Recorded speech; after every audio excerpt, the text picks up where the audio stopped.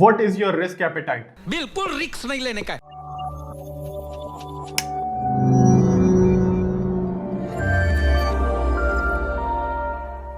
आपने एक कॉन्सेप्ट बार बार सुना होगा पढ़ाई में या वैसे ही, high risk high return, low risk low return. ये किस बला का नाम है, ये क्या है? तो आज हम इस वीडियो में इस कॉन्सेप्ट को समझते हैं। अस्सलाम वालेकुम everyone and we are back again in FinClub Academy with the third video in this series, of course, savings and investing basics.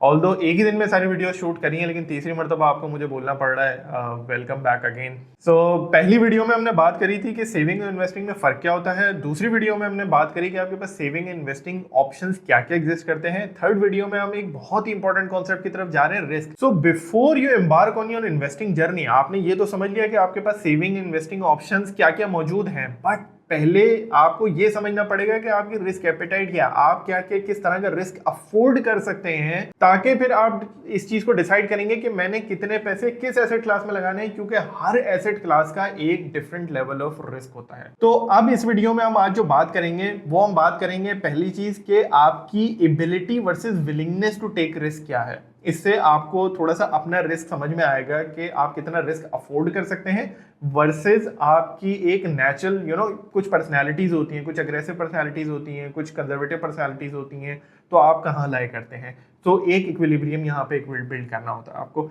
दूसरा फिर हम बात करेंगे कि डिफरेंट जो एसेट क्लासेस जो हमने पिछली वीडियो में डिस्कस करी थी, उनके डिफरेंट रिस्क लेवल्स होते हैं और कैसे आप इन पहले दो जो आप कंपोनेंट्स हैं, understanding your risk, different risk levels of asset classes, इनको कंबाइन करके आप किस तरह से अपने पैसों को एलोकेट करेंगे towards different asset classes. So guys, before we delve into assessment of ability versus willingness to take risk, understanding your risk की जो मैंने आपसे बात करी थी, उससे पहले हम बात करते हैं कि रिस्क क्या होता है। रिस्क बिल्कुल थ्योरेटिकली स्पीकिंग अगर मैं बात करूं तो इट इज द चांस और the probability of your loss, कितना चांस है। तो जब आप बात करते हैं कि हाई रिस्क है कोई चीज, तो इसका मतलब है कि इसमें चांसेस ऑफ लॉस ज्यादा हैं आपके। अगर आप बोलते हैं कि इसमें रिस्क कम है, तो आप बोलते हैं कि इसमें चांसेस ऑफ लॉसेस कम है। सो चांसेस की बात होती है, प्रोबेबिलिटी, कुछ लोग मैथमेटिक्स बैकग्राउंड से होंगे उसको प्रोबेबिलिटी समझ लेंगे। आम इंसान की जबान में से कहते हैं कि भाई कितना चांस है कि आपका लॉस हो सकता है, दिस इज व्हाट रिस्क है। सो जब आप बात करते हैं कि भाई मैं ज्यादा रिस्क ले रहा हूँ, तो इसका मतलब ये है कि मैं कोई ऐसी चीज करने जा रहा हूँ जिसमें चांसेस ऑफ लॉस ज्यादा है, या मैं कोई लो रिस्क ले रहा हूँ तो मैं कोई ऐसा काम कर रहा हूँ कि जिसमें चांसेस ऑफ लॉसेस कम होते हैं। इस चीज को ध्यान में रखते हुए अब हम बात करते हैं अंडरस्टैंडिंग योर रिस्क की। अब अंडरस्टैंडिंग योर रिस्क, अपना रिस्क समझने के लिए आपको दो चीजें समझने की जरूरत है। पहली है एबिलिटी टू टेक रिस्क और दूसरी है willingness to take risk. Ability ये है कि भाई आपकी फाइनेंशियल सिचुएशन आपको क्या इतना रिस्क लेना अलाउ करती है। दूसरी चीज आ जाती है विलिंगनेस टू टेक रिस्क, कि आपकी फाइनेंशियल सिचुएशन तो ठीक है एक सर्टेन है, बट आपकी खुद की पर्सनल क्या चॉइस है, या आपकी क्या पर्सनैलिटी किस तरह की है, आप कितना विलिंग है कितना रिस्क लेने के लिए। So that's another thing. So यहाँ पर आपको एक बैलेंस स्ट्राइक करना होता है। कुछ फैक्टर्स जो आपको कंसिडर करने होंगे इस चीज को समझने के लिए, अपने रिस्क को समझने के लिए, वो बात कर लेते हैं। जैसे पहला जो फैक्टर होता है जो कि कॉमनली दुनिया में यूज किया जाता है, दैट्स योर पर्सनल प्रेफरेंस, जिसमें पेशेंस, सब्र की बात की जाती है। आपके अंदर कितना पेशेंस है तकलीफ दे चीज को बर्दाश्त करने का, वो आपकी डिटरमिन करेगा कि आपकी रिस्क एपेटाइट कितनी है। फॉर एग्जांपल, कुछ लोग होते हैं वो एक सर्टेन स्टॉक खरीद लेते हैं और उसके बाद वो थोड़ा सा नीचे आ जाता है तो ब्लड प्रेशर हाई होना शुरू हो जाता है। इससे पता चलता है कि भाई आपकी जो एबिलिटी की, जब हम विलिंगनेस की बात करते हैं यहाँ पर, तो वो विलिंगनेस कम नजर आ रही है। क्यों? क्योंकि आपकी पर्सनैलिटी जो है वो इस तरह की है कि वो ज्यादा रिस्क जो है वो बर्दाश्त नहीं कर पा रही है। जो लोग मेंटली स्ट्रांग होते हैं, कुछ लोग स्ट्रांग होते हैं, स्टॉक आपने एक सर्टेन प्राइस पे लिया and you are very confident about it कि भाई ये वैल्यू इसमें लाई करती है, और अगर वहां से 20, 30, 40% नीचे भी आ जाता है और आप कॉन्फिडेंटली सुकून से बैठे रहते हैं कि यार कोई मसला नहीं है, तो इसका मतलब ये है कि इन लोगों की विलिंगनेस यानी कि रिस्क की जो पेशेंस है इनमें ज्यादा है, इनमें रिस्क एब्जॉर्ब करने की कैपेसिटी ज्यादा है। तो आपको पहले अपनी पर्सनल साइड को देखना होगा कि आप किस तरह से डिसीजन लेते हैं, और ये आपको लाइफ में हर जगह नजर आएंगे। तो फॉर एग्जांपल, जैसे मैं अपनी बहुत पुरानी बात करूं कि जब मैं इंटरमीडिएट इंटर कर रहा था, तो उस टाइम पे मैंने अपना यूनिवर्सिटी के एंट्री टेस्ट की तैयारी देना शुरू कर दी थी जब मैं अपने सेकंड ईयर के अंदर होता था, और मैंने सेकंड ईयर के ऊपर से अपना फोकस खत्म कर दिया था। तो मेरे घर वाले बड़े परेशान थे, भाई तुम सेकंड ईयर भी खराब कर लोगे अपना और इधर भी एडमिशन नहीं हुआ तो कहाँ जाओगे। So what I was doing was I was taking on risk.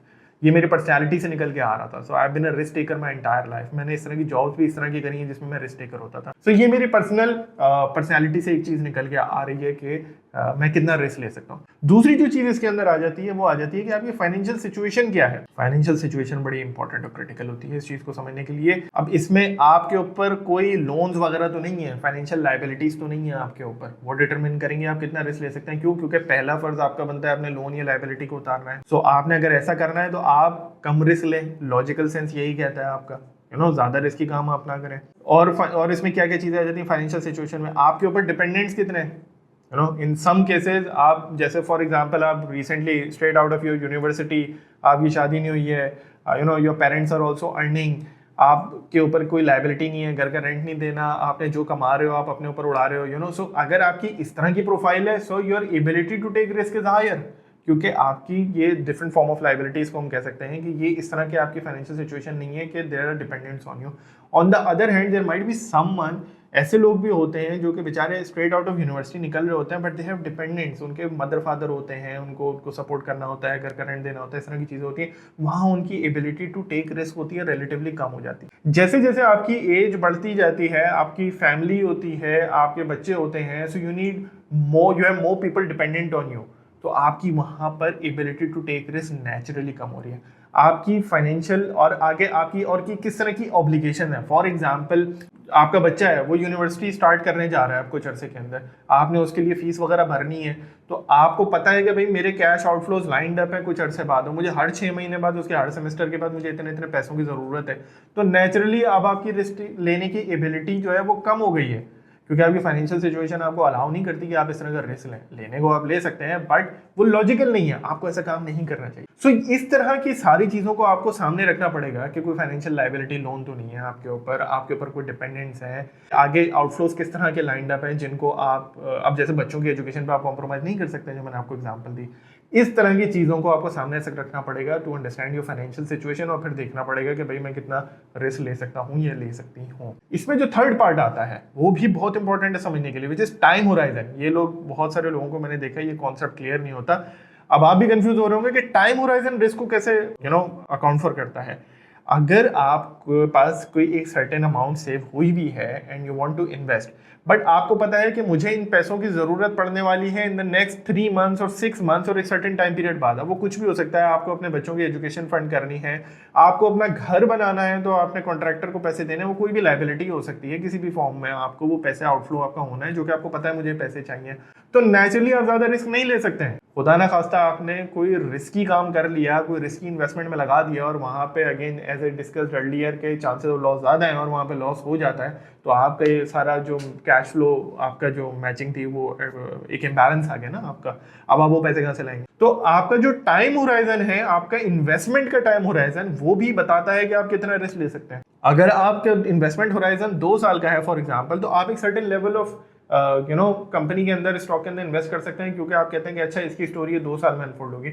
But अगर आपका इन्वेस्टमेंट होराइजन लेट्स से 10 साल का है, आपको 10 साल तक इन पैसों की जरूरत नहीं पड़नी, मे बी मोर, तो आप एक बड़ा रिस्क ले सकते हैं। आप एक इस तरह की चीज पर बैट कर सकते हैं जो कि आप कह सकते हैं मे बी जैसे स्टार्टअप्स हैं, आजकल के दौर में बहुत सारे स्टार्टअप्स आ रहे हैं। कोई स्टार्टअप में इन्वेस्ट कर रहा है तो वो ये सोच के नहीं कर रहा कि मैं कल पैसे बना लूंगा, वो एक लॉन्ग टर्म स्टोरी होती है आपकी इसके अंदर। तो यहाँ पर अगर आपके इतना लंबा होराइजन है तो आपके चांसेस ऑफ सक्सेस बढ़ जाते हैं, आपका रिस्क टेकिंग एबिलिटी बढ़ जाती है, because the bigger the horizon the more the chances of success. Why? Because अगर आप स्टॉक मार्केट की इसमें मिसाल के तौर पे एग्जांपल ले लेते हैं, तो वहां पर आपने 3 महीने का लेट्स से आपका होराइजन है, अब 3 महीने में कोई अनएक्सपेक्टेड चीज हो जाती है आपकी, कोई जंग हो जाती है, कोई दूसरा मसला हो जाता है, पॉलिटिकल मसला हो जाता है, कोई भी मसला हो जाता है जिसकी वजह से स्टॉक मार्केट के रिटर्न्स खराब हो जाते हैं, कैपिटल लॉस हो जाता है, हो सकता है। बट जब आप इसी चीज को 3 महीने के बजाय 3 साल का होराइजन देते हैं, तो कोई इस तरह का अनफोर्सीन इवेंट आता है तो आपको एक सफिशिएंट टाइम भी नजर आ रहा है कि जिसके अंदर वो रिकवरी आ सकती है। So the longer the horizon, the more the chances of success. So ये 3 की फैक्टर्स हैं जो आपको सामने रखने पड़ेंगे अपने, जिसकी बेसिस पे आप अपने रिस्क को समझ सकते हैं कि आप कितना रिस्क ले सकते हैं। अब आपको ये तीनों चीजें जब देख के समझ में आ गया कि आप रिस्क कितना ले सकते हैं, आप यूजली क्लासिफाई कर सकते हैं लो, मॉडरेट और हाई के अंदर। आसान है, मतलब कोई फॉर्मूला नहीं होता इसको डिटरमिन करने का, बट जनरली आपको समझ में आ जाएगा कि मेरी सर्कमस्टांसेस मुझे अलाउ करती हैं कि मैं लो रिस्क में रहूँ, मेरे सर्कमस्टांसेस मीडिया कर रिस्क मुझे अलाउ करते हैं, मुझे हाई रिस्क लेने की कैपेबिलिटी है मेरी, मैं कर सकता हूँ। So once you have decided that, then we move on to the next part, understanding the risk of different asset classes. क्योंकि ये मैच चाहिए होगा ना, अब आपने रिस्क अपना समझ लिया, अब आप एसेट क्लासेस पे आते हैं। तो जो एसेट क्लासेस हैं, सेविंग्स अकाउंट में आप पैसे रखते हैं तो वो ऑलमोस्ट जीरो रिस्क है। जीरो रिस्क तो मैं नहीं बोलूंगा क्योंकि प्राइवेट बैंक्स होते हैं, उनके एक अपने रिस्क होते हैं, तो वो बहुत ही लो रिस्क होता है आपका सेविंग अकाउंट में पैसे रखना। बैंक में आपने रखे हैं, रिटर्न मिल रहा है उसके ऊपर, आपको जब चाहे पैसे निकाल सकते हैं। टर्म डिपॉजिट, सो वाइल उसके अंदर मैंने आपको जो बताया एक लॉकआउट पीरियड होता है उसके अंदर, बट स्टिल लो रिस्क है। क्यों? क्योंकि उसके अंदर कोई कैपिटल लॉस के चांसेस बहुत ही कम होते हैं, आपको जैसे पता है। फिर मैंने आपको फिक्स इनकम इंस्ट्रूमेंट्स की जैसे बात करी, टी-बिल्स, पीआईबीज, जो इस तरह के होते हैं, जो गवर्नमेंट के होते हैं, टी-बिल्स, पीआईबीज, सुकूक्स वगैरह, तो बहुत ही लो रिस्क होते हैं क्योंकि गवर्नमेंट आपकी उनकी एक लायबल है उसकी। अगर आप प्राइवेट बॉन्ड्स के अंदर इन्वेस्ट कर रहे हैं, जो कि यूजुअली नहीं होता रिटेल इन्वेस्टर्स के अंदर, हम भी रेकमेंड नहीं करते, तो वहां पर रिस्क इनके मुकाबले में बढ़ जाता है, जैसे मैंने अपनी वीडियो में एक्सप्लेन किया। फिर आप आते हैं कमोडिटीज पे। कमोडिटीज आर हाई रिस्क क्योंकि ग्लोबल मार्केट्स हैं, प्राइसिंग इंटरनेशनली डिटरमिन हो रही है, थ्रू अ मार्केट डिटरमिन हो रही है, कभी ऊपर चली जाती है, कभी नीचे चली जाती है, तो वो हाई रिस्क आ जाता है कमोडिटीज। फिर आप स्टॉक्स में आते हैं तो वो भी हाई रिस्क में होता है क्योंकि आप बिजनेस में इन्वेस्ट कर रहे हैं। फिर there are so many variables affecting the prices of those stocks, कि जिसमें इकोनॉमिक फैक्टर्स होते हैं, पॉलिटिकल फैक्टर्स होते हैं, कंपनी के इंटरनल फैक्टर्स होते हैं, बहुत सारे फैक्टर्स होते हैं जो कि डिटरमिन करते हैं उसकी स्टॉक प्राइसेस क्या होगी। सो स्टॉक को भी आप हाई रिस्क में क्लासिफाई कर रहे होते हैं। रियल एस्टेट, अब ये डिबेटेबल है, देखिए ये सारी चीजें भी बाय द वे डिबेटेबल है। You might talk to some people and they might say कि भाई रियल एस्टेट हाई रिस्क है या लो रिस्क है या मीडियोकर रिस्क है। मैं उसको हाई रिस्क में ही क्लासिफाई करता हूँ बिकॉज उसमें भी कुछ टाइम है, कभी कभी ऐसा आता है कि जिसके अंदर रियल एस्टेट भी आपको प्राइसेस अच्छी नहीं मिल रही होती हैं, या आपको इमरजेंसी में बेचना होता है तो बहुत ही डिस्काउंटेड प्राइस देनी पड़ती है, जिसकी वजह से मैं उसको हाई रिस्क में क्लासिफाई करता हूँ generally speaking.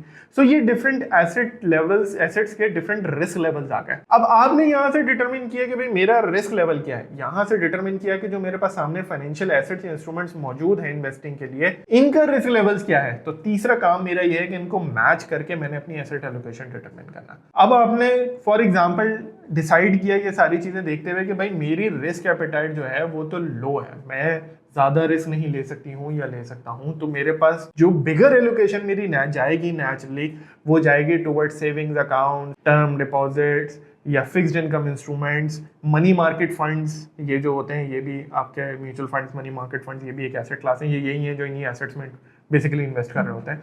Money market funds हो गए या कैश फंड्स हो गए, इस तरह के हो गए। आपकी बिगर एलोकेशन इधर जाएगी। अब वो 80% जाएगी, 90% जाएगी, वो फिर ऑब्वियसली आप डिसाइड कर सकते हैं, या 100% जाएगी कि आप कितना लो रिस्क हैं।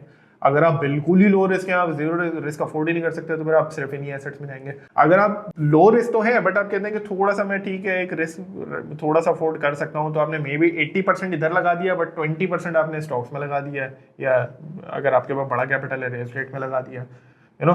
सो इस तरह से आपने लो रिस्क कर लिया। अगर आप हाई रिस्क हैं, ठीक है, तो आप नेचुरली एक सर्टेन बिगर एलोकेशन आप लगाएंगे स्टॉक्स और रियल एस्टेट या कमोडिटी साइड के ऊपर। फॉर एग्जांपल आप बोल रहे हैं कि मैं 50-60% स्टॉक्स में लगा सकता हूँ, बाकी 40-50% मैं यहाँ पे लगा दूंगा। I will not recommend anyone to go for 100% stocks और 100% रियल एस्टेट। उसकी वजह ये होती है कि देखें ये वोलेटिलिटी होती है इधर, और जो हम प्रमोट करते हैं सिस्टमैटिक इन्वेस्टमेंट प्लान के आप वक्तन फवक्तन डालते रहें, और हम कहते हैं कि अच्छे बिजनेसेस को ले लो, लेके ये हम यही प्रमोट करते हैं ना कि अच्छे स्टॉक्स अच्छे बिजनेसेस को लेके डाल दो, इंशाल्लाह उसमें पैसे बन जाते हैं। Good quality management, good quality companies. तो वहां पर आप अगर किसी भी वजह से डिप आता है, किसी वजह से क्राइसिस आता है, तो वहां पर आपके पास जो ये दूसरे इंस्ट्रूमेंट्स पड़े हुए होंगे, भले उनकी एलोकेशन कम होगी, that will be available as cash, and वहां पर आप एवरेज आउट कर सकते हैं अपनी कॉस्ट को, या आप अपॉर्चुनिटी मिल रही है आपको नीचे दोबारा खरीदने की, तो आप वो वाले वहां पे यूज कर सकते हैं। So this is why we do not recommend you to go 100% in stocks. आप एक बिगर एलोकेशन जरूर रख सकते हैं, even if you are high risk, आप एक बिगर एलोकेशन रख सकते हैं स्टॉक्स में या कमोडिटीज में जो भी, और यहाँ पर आपको एक सर्टेन एलोकेशन रखनी पड़ेगी even if you are high risk. Mediocre है तो मीडियम आप कुछ बना लें, उसके अंदर इस तरीके से हो जाएगा। सो this is how you determine your asset allocation, and this asset allocation is extremely important in your investing journey, ताकि आपको समझ पता चले कि भाई मैं किस तरह से डाइवर्सिफाई करना है।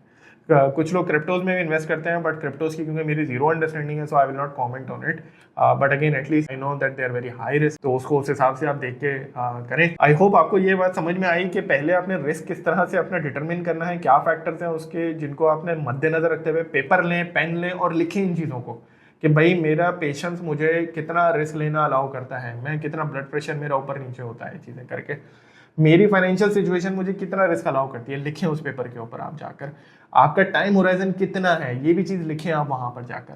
उसके बाद आप अपने एसेट्स जो ये हैं, जो पोटेंशियल एसेट्स आपके पास हैं, कुछ लोग रियल एस्टेट में कर सकते होंगे, कुछ लोग नहीं कर सकते होंगे ड्यू टू टिकट साइज, तो जहाँ जहाँ आप कर सकते हैं, money market funds, savings account, what ever it is, उनकी लिस्ट बनाएं, सामने लिखें और उनके रिस्क लेवल्स भी सामने रखें, पेपर पे लिखें ये चीज़ें सामने रखें और फिर मैचिंग करें थोड़ी सी। और फिर अब वो जो मैचिंग करके आप बोलेंगे ना, अच्छा मैं इतने % यहाँ पर डालता हूँ, इतने % यहाँ डालता हूँ, इतने % यहाँ पर डालता हूँ, तो मेरी एसेट एलोकेशन इस तरह से निकल के आती है। सेविंग्स एंड इन्वेस्टिंग का जो ये पूरा कोर्स हमने बनाया था, जिसमें हमने कोशिश करी कि पहले आपको समझाएं सेविंग इन्वेस्टिंग में फ़र्क क्या होता है, फिर हमने आपको बताया कि सेविंग और इन्वेस्टिंग ऑप्शंस क्या हैं आपके पास मौजूद, और फिर हमने बात करी रिस्क की कि आप कैसे अपना रिस्क समझें और फिर रिस्क के मुताबिक इन्वेस्टिंग करें। ये बड़ा क्रिटिकल है। मैं अगेन इस बात पे अगेन एम्फेसाइज करना चाहूँगा कि रिस्क से ज़रूर मैचिंग करें। अगर आपकी प्रोफाइल आपको रिस्क लेना ज़्यादा अलाउ नहीं करती, your personality is low risk, your financial situation keeps you low risk, but आप अग्रेसिव जाते हैं स्टॉक्स के अंदर, so that is nothing short of stupidity. मत करें ऐसा प्लीज, ठीक है ना। तो एसेट एलोकेशन ऐसी बनाएं जो कि आपके रिस्क और फाइनेंशियल सिचुएशन को अकाउंट फॉर करती है। तो यहाँ पर हम अपना थर्ड वीडियो खत्म करते हैं। सेकंड कोर्स था हमारा ये सेविंग एंड इन्वेस्टिंग बेसिक्स का, इसको भी खत्म करते हैं। और आई होप आपको ये कॉन्सेप्ट्स अच्छे से समझ में आए होंगे एंड आप इस वीडियो को प्लीज़ लाइक करें। ये एक अच्छा कंटेंट है, I believe, not just because मैं बना रहा हूँ इस वजह से, बट मुझे I really feel this important concept, risk वगैरह वाला, ये सारी की सारी चीज़ें आप अपने पीयर्स में, फ्रेंड्स में, फैमिलीज़ में भी इस वीडियोस को शेयर कर सकते हैं उनकी अंडरस्टैंडिंग के लिए। दिस इज़ ऑल फ्री, मुफ्त है ये, कोई इसके अंदर चार्जेस नहीं है। आप हमारा चैनल सब्सक्राइब करें, आप इसको बेल आइकॉन को क्लिक करें ताकि जब भी कोई नई वीडियो आए आपको पता चले, नोटिफिकेशन आए। एंड अब मेरा गला सूख रहा है तो आई जस्ट से अल्लाह हाफिज़।